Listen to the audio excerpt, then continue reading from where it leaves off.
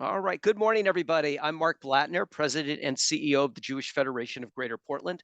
We are delighted to have you here this morning for our ongoing weekly webinar series with Voices from Israel.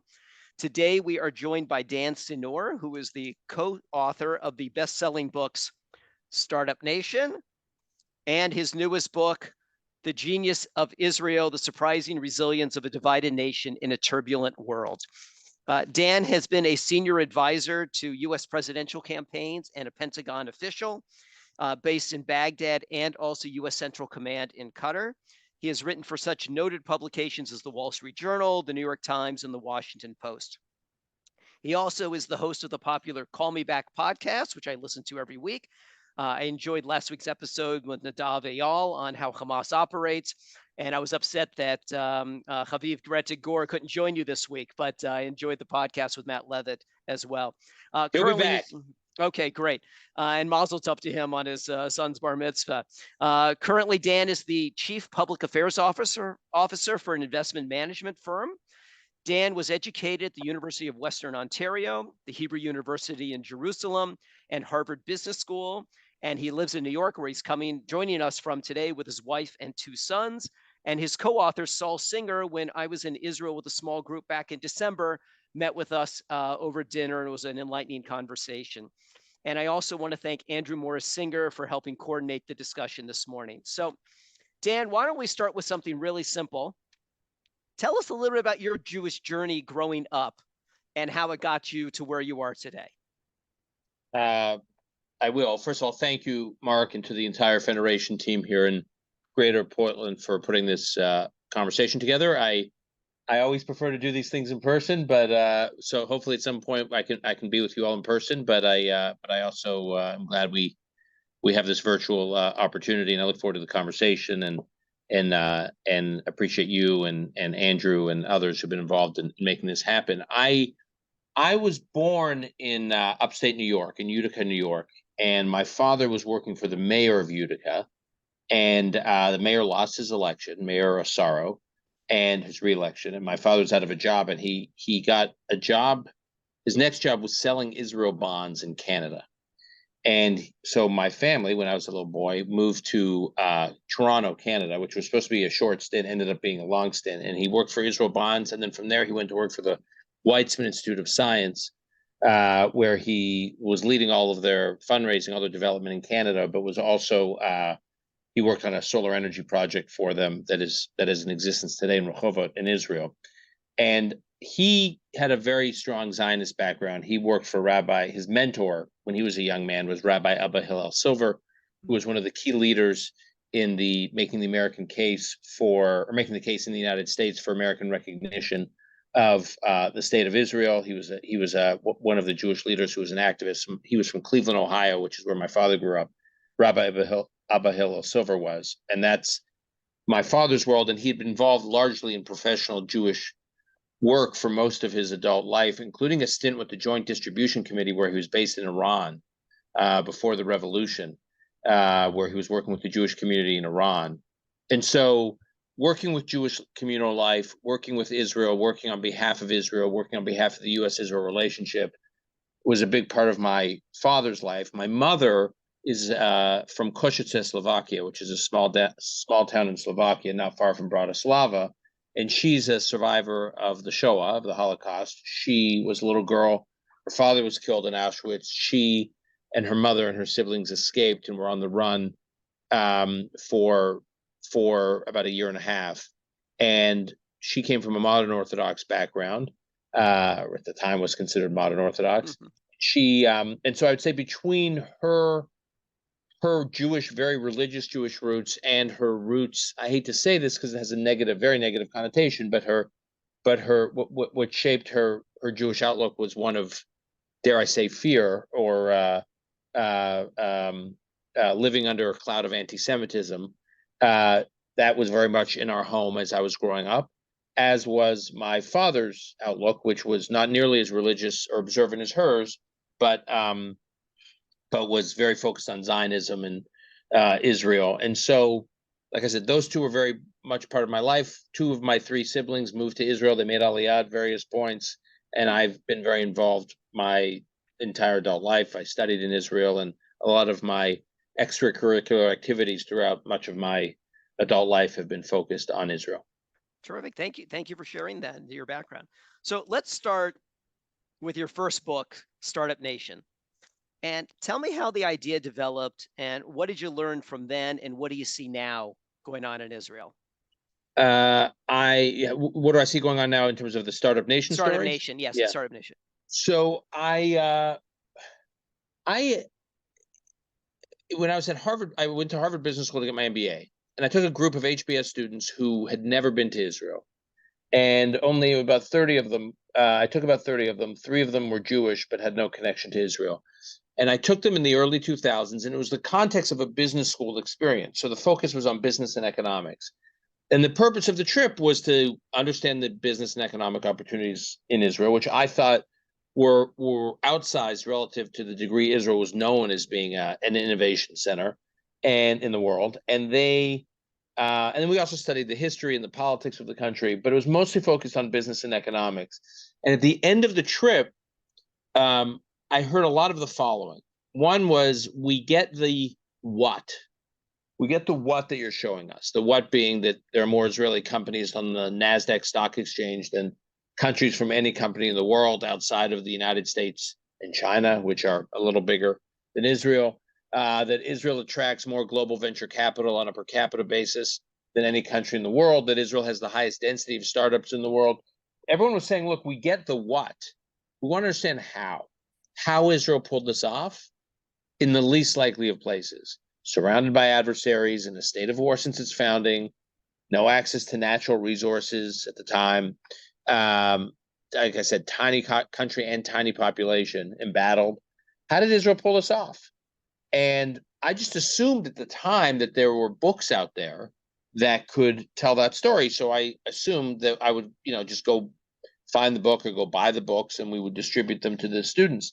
So I went looking around for this book and realized it didn't exist. There were some books that tackled pieces of this in a very sort of academic way, but no book that really explained the dynamism of Israel's innovation economy, how it was, in my view, the most important innovation economy in the world after Silicon Valley. And so Saul Sigger, who's my brother-in-law, who you spend time with in Israel, was a writer. He was at the Jerusalem Post, and I would spend time in Israel over the years. Around then, I'd invested in a number of Israeli startups. I'd become friends with a lot of Israeli entrepreneurs, and Saul and I used to compare notes about the uniqueness of the Israeli entrepreneur. What made the Israeli entrepreneur unique relative to his or her peers anywhere else in the world? And I said, these students from HBS want to learn more. There's not a resource out there to teach them more. Why don't we just write the book? Let's just write the book. And I came up with the name Startup Nation. I thought it was a double entendre. Israel's a nation of startups, but the whole founding ethos of the country was that of a startup. And so I liked the idea for the title, and he and I started brainstorming, and that was the genesis for the book. To your question as to where is it now, I mean, it gets into a broader question of where it is post October 7th, but I would just say between when we wrote the book, which was fall of 2009, and call it October 6th, Israel continues to be the second most important innovation economy in the world. There are the big changes were in the number of sectors that Israel played in.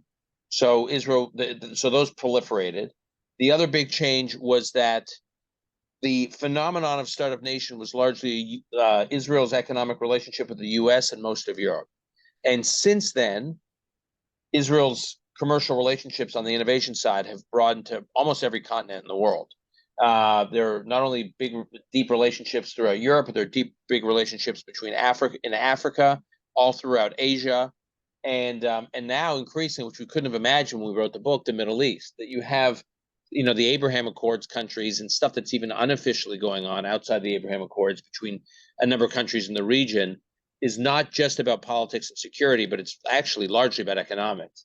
And when we wrote this book, we would have never imagined. I mean, I always thought at some point there would be normalization with the Arab world. I didn't anticipate it so quickly, and so that's also a big change. And lastly, the other big area is multinational companies. So when we wrote Startup Nation, there were about 150 to 160 major multinational companies with operations in Israel.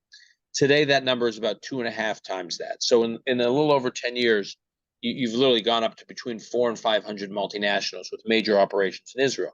So you can imagine every major multinational tech company, Microsoft, Google, Meta, Cisco, Intel. I mean, just go down the list. And then you have Apple, by the way.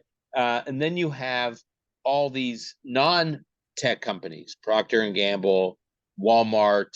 I can Coca-Cola, all these companies that need to do innovation for a particular reason. For instance, Coca-Cola is primarily driven by innovation around water and water technology. So they set up a big operation in Israel. All these multinationals have now set up shop in Israel. The auto industry, the CTO of the big auto companies in the US now say that outside of Detroit, the city they spend the most time in is Tel Aviv, because all the innovation in automobiles, the sort of the future of innovation in an automobile, is all in the context of viewing the automobile as a communications device. And all that auto mobility and cybersecurity and technology innovation, the most interesting startups in that space are happening in Israel. Food tech, there's a whole food tech scene flourishing in Rehovot, near the Weizmann Institute of Science. Something like 600 food tech and alternative protein startups in Israel. I think it's the highest density of food tech startups in the world, and that was a sector that literally, it wasn't even on our radar. It didn't exist when we wrote up Startup Nation. So Israel was an important innovation economy. It wasn't a global must, meaning if you were a global company, you didn't have to be in Israel. Now, most of these global companies have to be in Israel, and they're going there not for logistics reasons to access markets in the region. They're not going there certainly for the local market. It's a population of 9.2 million people. It's a tiny market. They're going for Israeli talent, and they want to integrate Israeli talent into their companies to solve their most complicated problems. Okay. Thank you for that. Very interesting. Thank you. So let's move to your most recent current best-selling book on the New York Times list, The Genius of Israel, which we can see over your left shoulder on the screen, which came out prior to October the 7th. And the book shines a light on the resilience of Israeli society in the face of both internal and external challenges. So I just want to say, in the opening line of the book, in your author's note, you wrote, "As this book goes to press in the summer of 2023, Israel is embroiled in a conflict, not against external foes, but within itself." How strange is that to read today, or to hear that today, post October 7th? But talk a little bit about the book as written and the juxtaposition of what's happening today in Israel. Yeah. So let me rewind a little bit before we wrote that line. When we were writing this book, Israel was tearing itself apart. When we started writing the book, Israel wasn't tearing itself apart. But as we were working, we wrote most of the book during the pandemic, when Saul and I had a lot of downtime, and there wasn't much socializing in either of our lives, as I think was the case for most people. We were sort of hunkered down, other than working at our respective jobs. There was just a lot of downtime, and that's when we did most of the work. So at that time, Israel, we have a chapter on the pandemic, how Israel dealt with the pandemic, because we think it says a lot about Israeli society, how they dealt with it. But Israel wasn't at war with itself. And as we were finishing the book, Israel was at war with itself in 2023, which is basically from January 2023 until October 6th, the judicial reform debate. And there were a number of people telling us, hold off on publishing the book. I will, everyone from our publisher, maybe we should wait, they're saying. They had all these good reasons why we should wait. First, they were concerned that we were competing with, our book was coming out and competing with Barbara Streisand's memoir and Britney Spears' memoir, which I wasn't that worried about them. Not that they're not selling more books than we are, but let's just say we appeal to different demographics. And then they were concerned about the debate in Israel. They're like, you guys are going to sound totally delusional and disconnected that you're writing a book about the health of Israeli society and the resilience of Israeli society and the solidarity of Israelis at a time that the country is tearing itself apart. And Saul and I wanted to move full steam ahead for two reasons. One, I should say three reasons. One, our respective spouses, my wife and his wife, my wife, who's my wife, and his wife, who happens to also be my sister, as I said, we're related, were wanted us to be done with the book. So that was one reason to but the two other reasons were we thought that Israelis needed to be reminded that the country's been there before. And we chronicle in the book throughout Israel's history periods where Israel has been deeply, deeply divided, almost in every decade of Israel's existence. It was deeply divided during the War of Independence, the lead up to the War of Independence. It was deeply divided in the 1950s over a debate about whether or not Israel should accept reparations from West Germany for the Holocaust, for the lives lost during the Holocaust. When the country was so divided, there was basically a revolt, like an armed, quasi-armed mutiny against the Knesset, catalyzed by Menachem Begin, who was the leader of the opposition at the time. In the 1980s, there was deep division over the Lebanon War, massive protests. One protester got killed by another protester. I mean, it got really hot. Then there was the assassination of Yitzhak Rabin, where really like half the country blamed the other half for creating the environment where an Israeli prime minister could be killed by a Jewish Israeli citizen of the country. The 2000s was the debate over the early 2000s over disengagement from Gaza.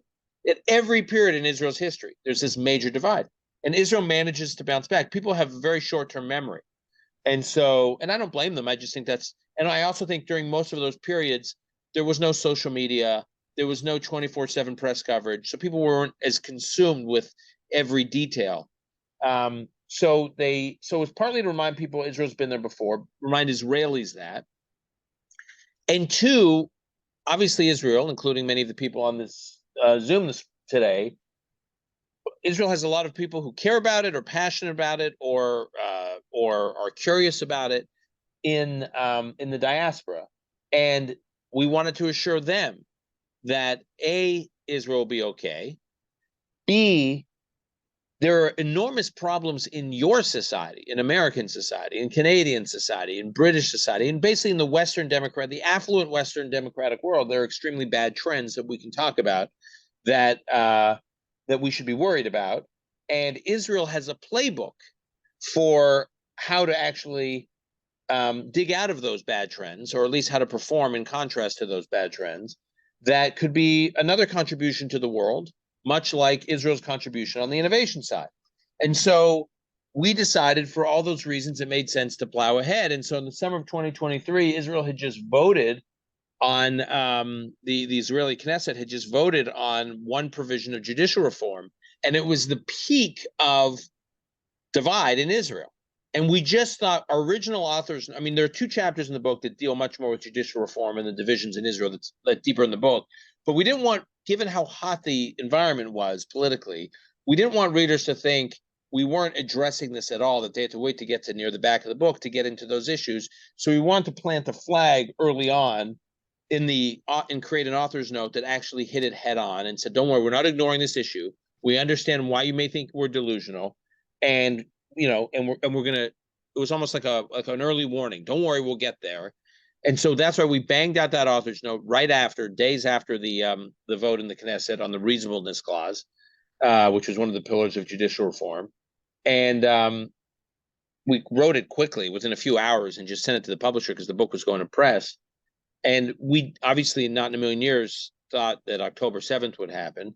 But what's interesting, Mark, is I genuinely believe, and even people who are skeptical of parts of the book, take Ethan Bronner, who's the reviewer who wrote the review for the New York Times.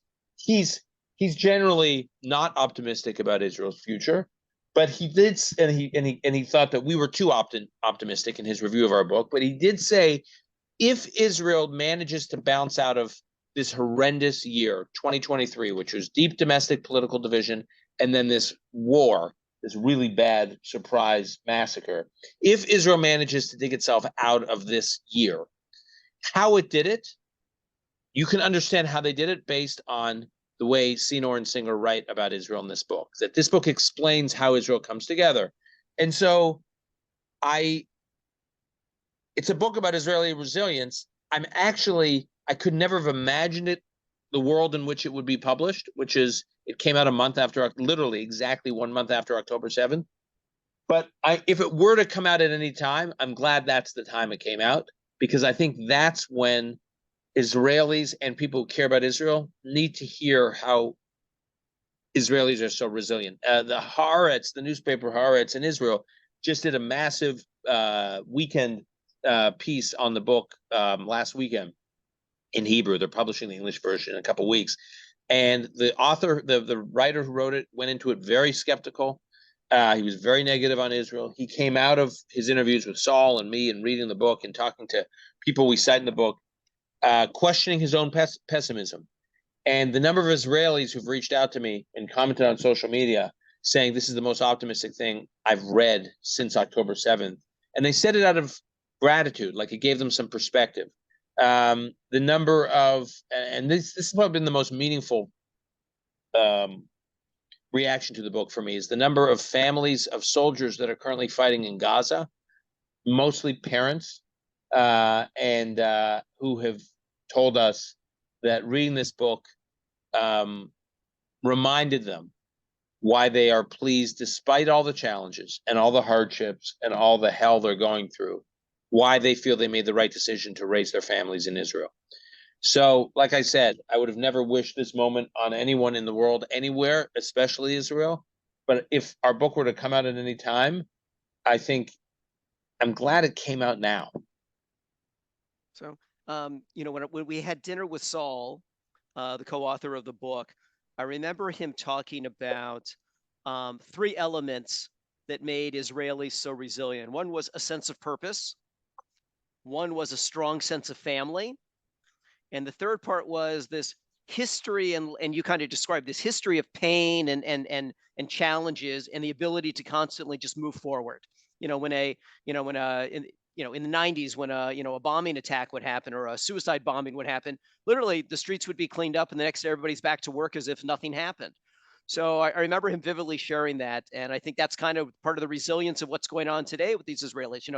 The love of families. Everybody knows somebody who is either connected to a hostage or is a hostage. Everybody has somebody fighting in the IDF currently. Everybody is involved in this war, and everybody's rallying together. So I remember when Saul said it, and as you were talking, it just reminded me of those comments. I'll say one thing about that, Mark. Look, there are a number of factors that contribute to Israel's sense of solidarity and sense of purpose and sense of identity and connectedness with one another, with family, with community, with country. So we go through, we have basically a theory as to why Israel is such a healthy society. If I had to pick one, actually it's hard to pick one, but I'm going to focus on one. Mm-hmm. The role of national service. And the reason that is so important, that is that most Israelis, not all, but I think it's going to be increasingly all or close to all, the fact that most Israelis spend meaningful time in their formative years, 18, 19, 20, 21, serving in a cause larger than themselves, right? Going to an elite United States college or university is important for one's own development. It's not clear that it's a cause larger than yourself. Right? It is actually the opposite, probably. It's a cause in advancement of yourself, right? It is getting into an elite university is a I'm not blaming, I'm not judging, it's just a fact. It is an input in what we teach so many of our young people to be, which is like, human resumes. And getting into an elite unit in the IDF is not a cause that's about yourself. And no matter how talented you are, and these units are very competitive to get into, the elite technology units, the Air Force, the elite combat units, no matter how talented you are not going to get in. And we spoke to recruiters who decide which units these kids get into. If you can't work in a group, you can't work in a team, that you don't regard the mission and the cause as larger than yourself. If you don't have that mindset, you won't get in. Doesn't matter if you have everything else. Right, you will if you have a mind, an ethos of individual ambition and only individual ambition. It's not to say individual ambition isn't healthy, but individual ambition and only individual ambition is a problem. And if that's all you have, you won't make it. So the IDF rewards team, group, community, country mindset. And so I think that's very healthy for Israeli society, and it's always there. So even when there's deep political divide, it's hard to view someone as the other if you know you share this experience with them, you share this national experience with them. And it also has the effect of bringing together people from all walks of life. So one of the people we interview extensively in the book, who's a close friend, a guy named Mika Goodman, who's a prominent podcaster in Israel and public intellectual, he said, "Look, this part isn't in the book, but I spoke to him soon after the 2016 presidential election, and he came to the U.S. He's like I said, a prominent academic, and he came to the U.S. for some academic conference. I think it was at Harvard, and he was meeting with these American professors in Cambridge, and they were talking about the 2016 election, and they were like, I met a Trump voter, and this is what he thinks." And he said he was so disoriented. This isn't a judgment on for Trump or anti-Trump. His point was he's like, "You mean you met a fellow citizen?" Like, he was struck that they were talking about fellow citizens as though they were like an other, or they were like a species, or like a lab experiment, that they weren't in their lives. And he says, in Israel, he says, I have these people who I couldn't disagree more with politically. I think they are nuts politically. But a couple of them serve in my unit, in my army. And I spent formative years with them. And I go and do reserve duty with them 2 weeks a year. They're never too far away. And I know their families. And it's harder to think of someone in a one-dimensional way, or to demonize them, or to caricaturize them, if you have a relationship with them. And so I think the army keeps people together that way.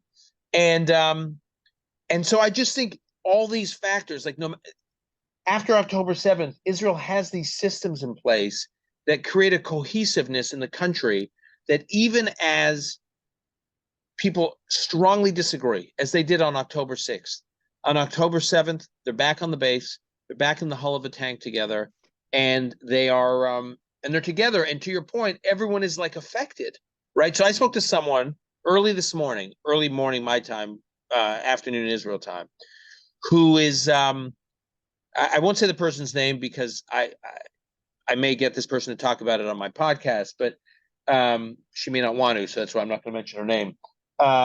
She on Monday was a particularly bad day in Israel, a lot of casualties in Gaza for the IDF, and she personally knew 3 of the families who lost sons on Monday. So her family had to attend to 3 funerals. And 2 of the 3 funerals were at the same time. So the family had to like divide up. You go to this one, you go to this one. Everyone in Israel feels this like sense of connection. And it's a small country, and everyone is touched by this trauma. And so, for better, or I guess for worse, the country is stitched together in this way. Well, thank you. So I'm going to jump to 2 questions that we received. So one is just a request that for your books, are they audio books for people who want to buy it that way? So I don't know if you can do that online and find it on. Yeah, just go to Amazon and you can order a Kindle version. Or, I mean, sorry, an audio version. There's the audio, or wherever you get an audiobook. There is an audio version. I read it. So it's perfect. Okay. You get to hear my voice, unfortunately. Great. Somebody asked a question going back to Startup Nation and what you were talking about, the economy, et cetera, and said, look, we're reading about the difficulties and the challenges on the Israeli economy based on the war. Can you comment about the current economic situation and where you see it possibly heading at the conclusion of the war? So obviously Israel's economy took a hit. Leave aside the tech economy, the other big area of economic, the big economic driver of the country is tourism. Been virtually no tourism since October 7th. So the GDP of the country shrunk by about 1%, which is bad because they've been growing quite consistently before then. The tech economy remains to be seen. So on the one hand, because the tech is the biggest driver of economic exports, which is important for Israel, as I mentioned earlier, because the domestic market is tiny. So it's an export-oriented economy. Tech is the biggest source of exports, and the nature of tech is it's not big capital-intensive infrastructure to create the products and services and software that the Israeli tech economy is exporting. This is not a country manufacturing cars or widgets. It's a country, as I said, developing cybersecurity tools, artificial intelligence capabilities, software. And so the history of Israel is that when there have been security situations that seem to threaten the economy actually doesn't really get affected because Israel's tech economy is still able to export. You can have engineers if they need to working at home versus working in a factory, but there aren't really factories. So in that sense, I think Israel's economy will be fine. The bigger challenge for Israel now versus previous conflicts like the 91 Gulf War, which is the last time the economy was really shut down, which is when there was threats of Scud missiles laced with chemical weapons being shot into Israel from Iraq. The difference this time is so many Israeli tech employees are being called up to reserves. So most tech companies I know have somewhere between 8 and 10% of their top employees called up, which for a startup, that's a lot of people. That's a lot of people who are probably working on big projects. And so that's now the IDF is scaling back the reserves. So you're going to see about 5 brigades redeployed in the next month or so. So a lot of them are going to be coming back to work. So I think we'll see some growing stability in the tech economy. So hopefully things don't take that much of a hit. I think in the long run, Israel will be stronger because I just think the skills Israel develops, or Israelis develop in a wartime situation are extraordinary for the life of their careers. It's horrible for the life of the nation in the near term, but in the long term, if you look at previous periods of extraordinary cycles, previous cycles of extraordinary tech innovation in Israel, it's often followed periods where Israel's best and the brightest have been put under enormous stress and have had to develop resilience and resourcefulness and developed extraordinary improvisational skills and multidisciplinary skills and leadership and management skills. And I think this next period will have a whole new generation of talent. Again, I wouldn't have wished this on any country, especially Israel, but I just think it's a reality. I do think there's going to have to be more thinking, and it's something that me and some of my colleagues have spent some time thinking about. We're involved with this organization that we co-founded called Startup Nation Central, which is an organization in Tel Aviv that works on deepening ties between Israel's innovation economy and the world's innovation economy. And we've got the former chief scientist, the guy who's in the role of chief scientist of Israel, who's running it, named Avi Hasson, and he and his team are starting to think more and more in terms of what Israel's economy needs to do and what kind of reforms and new strategies Israel needs to contemplate in the years ahead. If in fact Israel may not be in a warlike tempo the way it is right now, like indefinitely, it's not going to be fighting a war like it's fighting in Gaza for the indefinitely, but but they are woken up to the fact that at any moment they could be having multi-front, skirmishes that turn into real wars, and they need to think about how their economy is structured to support those efforts. Great, thank you. So let's move to post-October 7th and the war. Whether you're Bibi Netanyahu, you're the defense minister, you're the chief of the IDF, whatever it may be, do you agree with how the war is being handled? Would you do it differently? There's certainly a lot of calls for, a ceasefire. There are people who are saying that Israel's being too exaggerated in its response towards Hamas in Gaza. So give us your insights of how you think the war is going and what you might be doing the same or differently. Yeah. So let me start by saying that I think this is the worst the worst war or the worst security threat, the worst security threat that's been thrust upon Israel since the Yom Kippur War, and maybe even worse than that. And the reason I believe that is what was distinctive about the Yom Kippur War in 1973. and there are many things, but what was most distinctive was by how utterly surprised Israel was, how completely caught off guard. And in that sense, there are parallels made all the time now between October 73 and October 2023. Not the 6 Day War, the 6 Day War in 67, Israel actually wasn't that surprised. I mean, Israel, that's partly why they were able to preemptively strike, because they knew it was coming. In 73, they were completely surprised. Now, we all in popular memory focus on the surprise of 73 and what a catastrophe that was. That ultimately sunk Golda Meir's political career and a bunch of other people in the military and security apparatus there. But what was extraordinary was within a couple of weeks, Israel bounced back and won the war. And, you know, in no time, Israel was like taking out the Egyptian Third Army in the Sinai. It was effectively surrounding Damascus and Cairo. Could have taken those cities. Obviously, it didn't, but it could have if it wanted to. And what was, in retrospect, most striking about it was that in that war, Israel exposed Egypt and Syria to their armies to have been paper tigers after Israel being completely caught off guard. What scares me about this war relative to previous threats to Israel's security throughout its history was, one, it's Israel's army that had been potentially, we'll see, potentially exposed to have been a paper tiger, because it was Israel that had either had the wrong strategy leading up to October 6, 73 as it relates to Gaza, and certainly wasn't prepared for the onslaught on October 7th, 2023. So the risk for Israel now, if it is not perceived to win, not perceived in the region to win in fighting back against Hamas, is that it could look like a paper tiger and a fraction or a shadow of what people perceived it to be, which is people perceived it to be an economic superpower, a military and intelligence juggernaut, and a technology superpower. And several of those assets that Israel had are now in question, depending on how this war goes. So that's very dangerous for Israel. The other thing that's dangerous for Israel is, as you know, is it's a tiny country. And if Israelis are not comfortable living in some parts of the country, they will not feel safe feeling in any part of the country.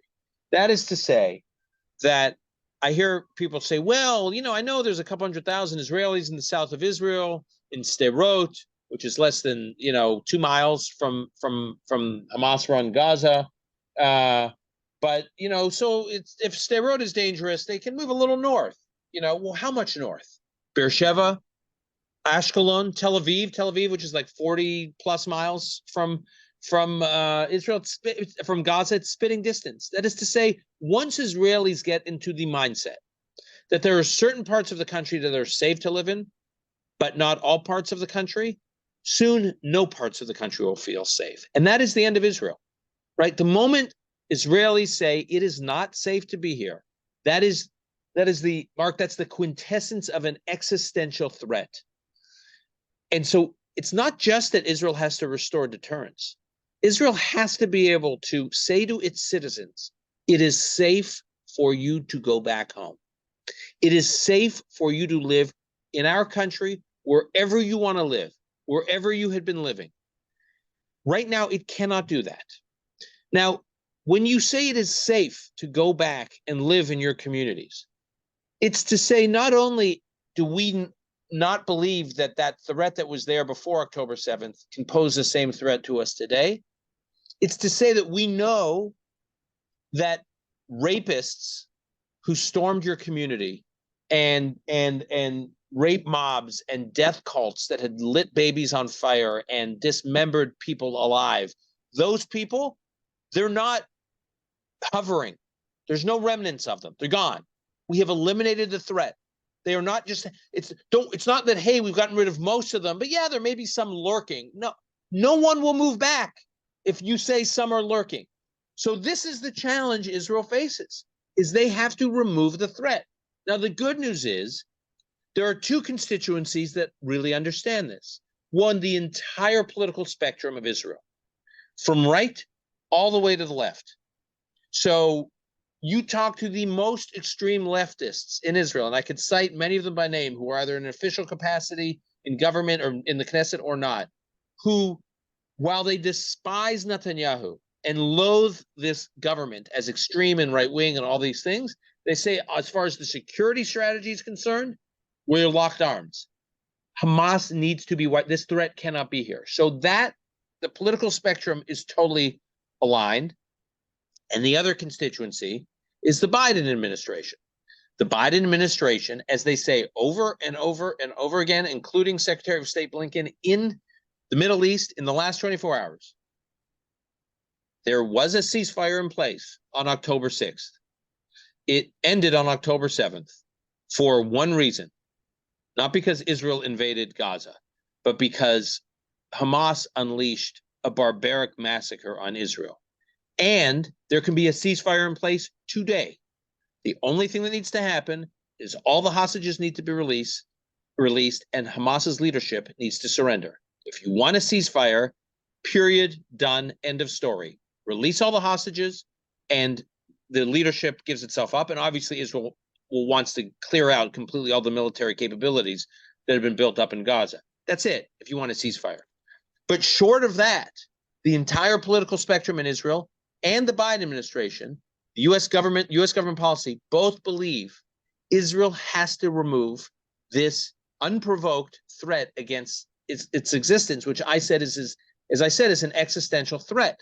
Now, Israel can choose many things in how it fights, and I'm not giving Israel a perfect scorecard on everything it does. I didn't feel that way before October 7th, and I don't feel that way after October 7th. I'm not giving them a perfect scorecard on everything they do.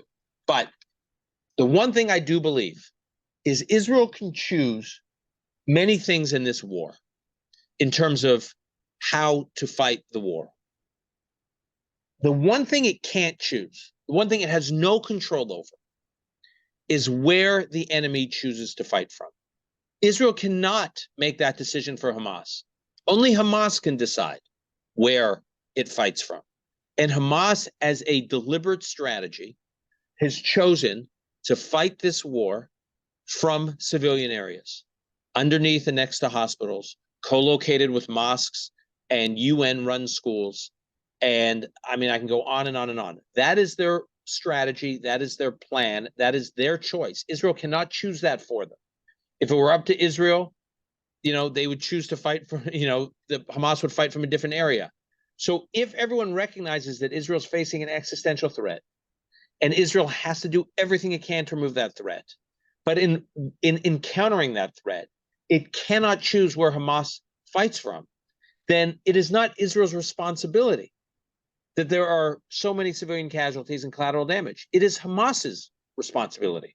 Hamas is responsible for the civilians that are killed on the Israeli side of the border, and Hamas is responsible for the civilian casualties that occur on the Gazan side of the border. Israel cannot choose that. And so I think it's an impossible situation. It is why I think so many people around Biden recognize this, because they see this firsthand, and they've had to face conflicts that are not unlike this. When the United States decided that it was going to war, destroy and degrade, to use President Obama's terms, ISIS, the United States policy was, we can't choose where ISIS is going to fight from. If ISIS is going to fight from Fallujah and Mosul and these civilian areas, there's nothing we can do about that. But we have to remove the threat of ISIS.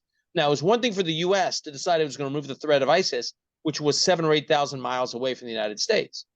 Israel has to make these decisions about removing a threat that is, in some cases, less than a mile from its population centers. So the demand on Israeli leaders is even higher. So, like I said, Israel's in an impossible situation. They're doing the best that they can in an impossible situation. I could quibble with, decisions on the margins, but they're not about motive. They're not about strategic objective. I may quibble with tactics, but it's not.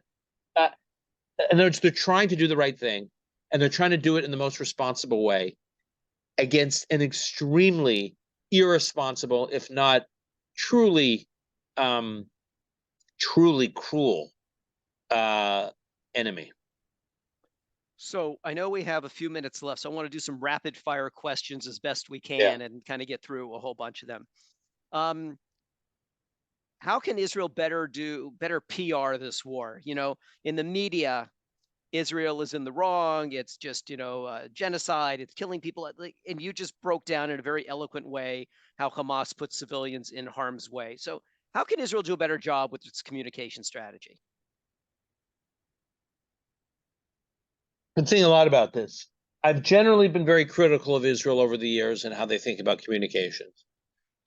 Which is to say, my frustration is that they do not prioritize communication strategy.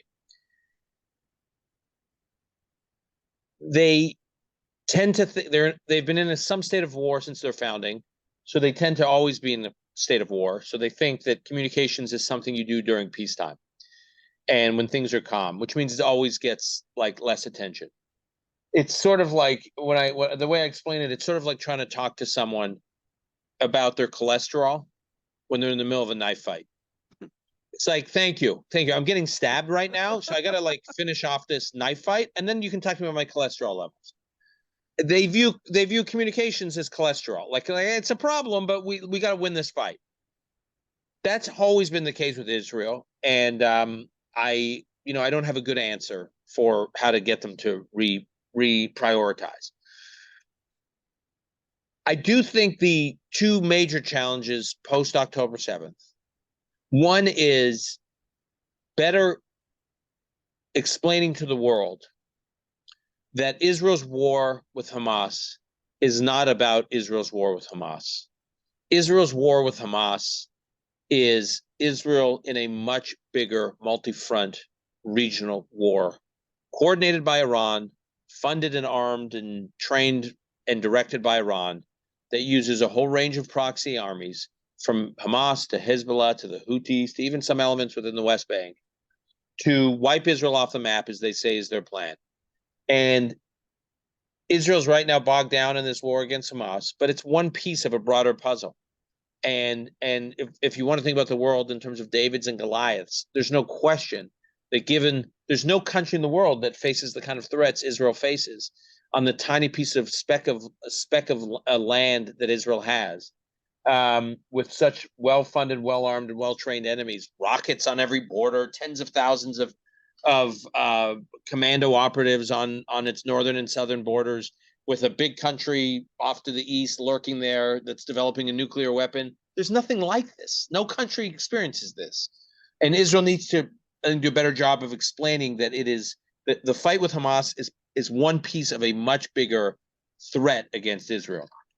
Secondly, and I don't quite know what to do with this, and we're all living through this in real time.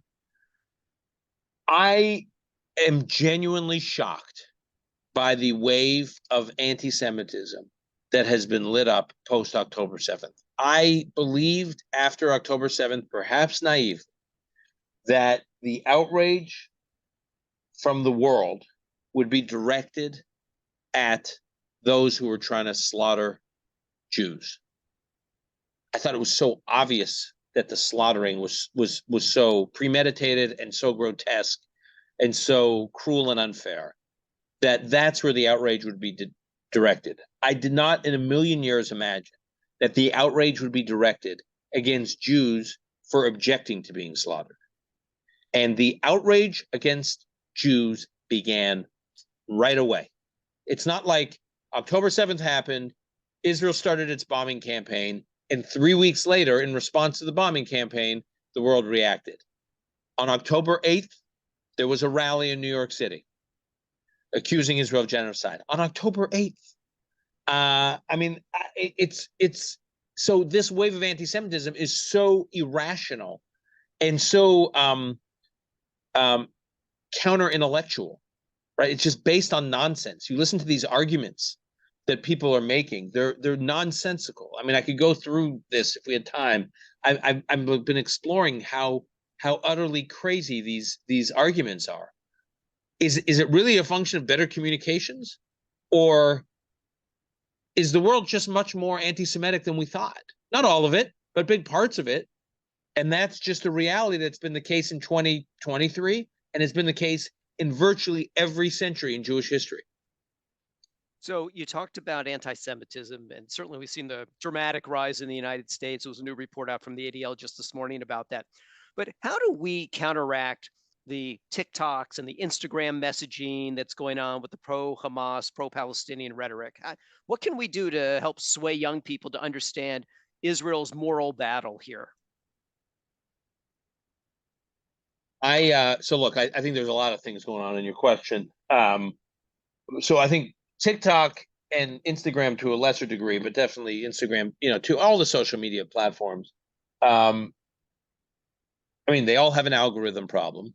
So when I talk to experts in anti-Semitism, I say, is social media a spark, a catalyst, or just an amplifier? Is it the cause or the symptom? And they say it's both. So it is true that anti-Semitism didn't begin with TikTok. Anti-Semitism began with anti-Semitism. The problem with TikTok is it gives anti-Semites a tool, a platform to have outsized reach in a way that in previous periods of rises in anti-Semitism didn't exist. So now that said, it pollutes people's minds too. So if you're already inclined to be anti-Semitic and then you see these images on TikTok, it may take you to a darker, worse place. And that's what it is in terms of it's a source and an amplifier. TikTok in particular, and there's going to be a lot. There has been stuff reported on this. The Wall Street Journal did an excellent piece on this a few weeks ago. There'll be more out on it. TikTok has the added problem that it's basically under the thumb of the Chinese Communist Party, and they're very hostile to Israel right now. So God knows how they are, tipping the scales on how the algorithm works. But my bigger issue, I guess, Mark, is twofold. One, people don't know anything. I mean, they don't know basic history. And I'm not sure, as I said earlier, I'm not sure that will win the day, because it's these arguments I don't believe are necessarily being waged against Israel in good faith. But at a minimum, for those people who are willing to read and willing to get educated, in my case, willing to listen to my podcasts, for those people, let's get in the business of actually providing basic education, providing basic history. That's why the universities matter so much, is like, who is teaching at these universities? What is being taught at these universities? Presumably when kids go to university, they're at least somewhat open-minded to learning something. And so in places and communities where there's real learning, let's at least make sure that real learning and real teaching is going on. And the other point I would say is, we cannot let people look away. I know this sounds silly and superficial, but I'm going to say it. The other night at the Golden Globes, which normally when people win awards, the Golden Globes, they're notorious or infamous for people taking the stage in the acceptance of the awards and giving somewhat sanctimonious speeches about whatever political or social cause is du jour, as of the moment. And it was striking that at the Golden Globes, not a single person said a word about how sexual assault and rape were used as tools of warfare in ways that we've never seen before. No one said a word about all the people being held hostage, getting on now 100 days in tunnels in Gaza. Why? For what? Where's the International Red Cross? Where's the international community? No one said anything, because I think people want to look away. I think at best, this makes people uncomfortable, those who want to look away, and at worst, it makes it harder for them to harbor their political biases against Israel or their anti-Semitism if they are forced to not look away. That's why they want to look away. Our job is to make sure people don't look away. That's why I thought the New York Times investigation 2 weeks ago was so important. 2-month long investigation that exposed the totality of rape and sexual assault during this war, during October 7th, and tragically probably ongoing in the tunnels of Gaza right now with the hostages, or some of the hostages. So I just think every opportunity as a community to force those on the sidelines to not look away is really important. And I'll mention one other thing. I think we as Jews in these moments tend to get in the fight. and we become very angry and very oppositional to Israel's critics or the critics of the Jews here in the United States. And I'm all for it, and I'm actually pleasantly surprised by the number of Jews who have not been involved in issues related to the Jewish community or Israel, who I'm sure you've seen this firsthand at the Federation. People who've come out of the woodwork saying, I want to help. This is outrageous. And they want to join the fight. And that's great. But there's more to Judaism than the fight. And I also hope that people remember how Jews have survived century after century after century after century of periods of brutal anti-Semitism. They've also survived not only by fighting the anti-Semitism, but by being Jews. By Jewish continuity is as much a function of fighting anti-Semitism as it is about learning about Judaism and learning about Jewish history, being literate about Judaism and the literature and the scripture and the customs and the rituals and being part of Jewish community and observing the holidays and raising children to self-identify proudly as Jews and to derive joy from it. It's not all about the hostility. It's also about the joy. And both are important, and both have been key to Jewish continuity. Last question, 2 minutes left. So quick answer, and this will be an impossible question to answer quickly. We just started 2024. What do you see going on with the war? What happens post-war with Gaza and who leads it? And what about who leads Israel post-war as well?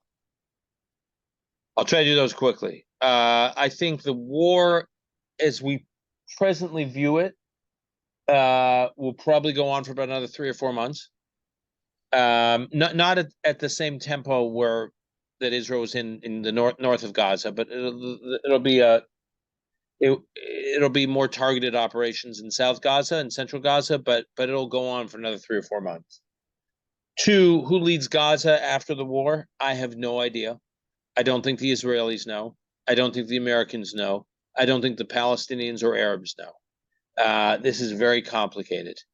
Um, uh, the reason it's so complicated is because it's hard to know whether or not those majority of the 2.2 million people living in Gaza are captives of Hamas, or are sympathetic to Hamas. We really don't know. I mean, there's polls that suggest the latter, but we don't really know. And until all the parties have a better sense for that, it's hard to know what Israel can live with in terms of a governing body in Gaza on its southern border. So I think that's going to take some time. My hope is that one or many of the Arab countries that seem so concerned about the Palestinians would take more of a leadership role in running Gaza. Why is this Israel's problem? Gaza was run by Egypt before 1967. It's not clear to me why one of the Arab countries that are so worried that Israel has good relations with can't play more of a hands-on role in leading it. Third question, I don't know when there will be an Israeli election. I don't think it'll be soon.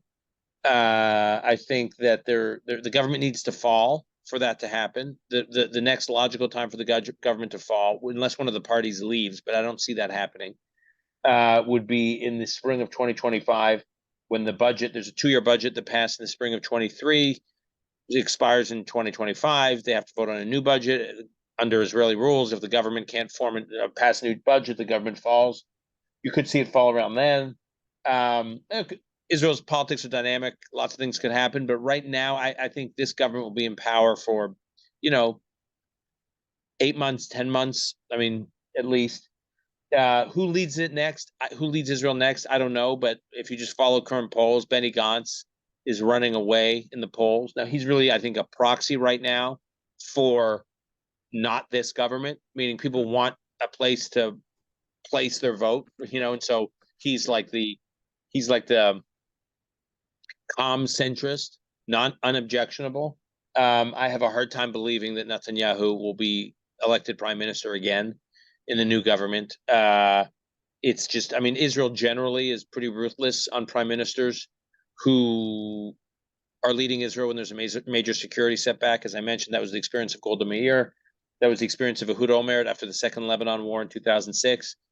I can't imagine it'll be any different, if not much worse, for this government. Dan, we kept you a little long. I want to say That's all right. thank you very, very much for your insights. I want to encourage people to get the newest book, The Genius of Israel. Same time, no reason you can't get Startup Nation if you haven't read it. And I encourage you to listen to his weekly podcast called Call Me Back. It's really excellent. It's about, I don't know, typically 45, 50 minutes. And it's just a great conversation with some leading thinkers in Israel and around the world.